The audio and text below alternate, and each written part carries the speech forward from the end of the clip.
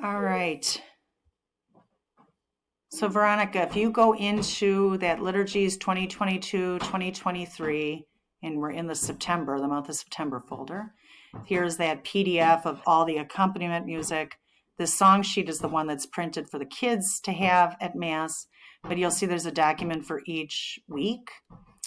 These names at the ends of them refer to the faith houses that will assign readers and ushers and all that good stuff. So if you were to open the 9/15/2022 folder or document, you're going to see their planning, which should start filling up, and first reading and the gospel reading, which those I put in each, I'm adding that to that document based on the USCCB readings, which Father Tim and Bishop Jeff both want to just defer to that.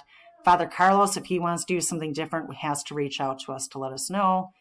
There's their petitions, and here is where the cantor readers. So this is where you see which songs have been selected for that Mass.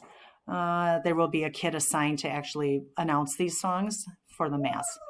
So that's where you're going to find those for this month.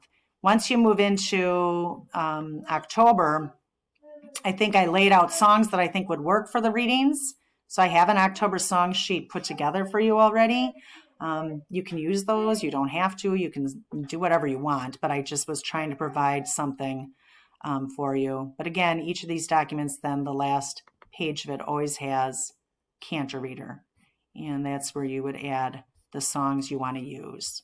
And I do not believe in October that I've done it yet. So it's just the format is there and you can plug in what you want. So hope that helps to know where you're looking for that, and we'll talk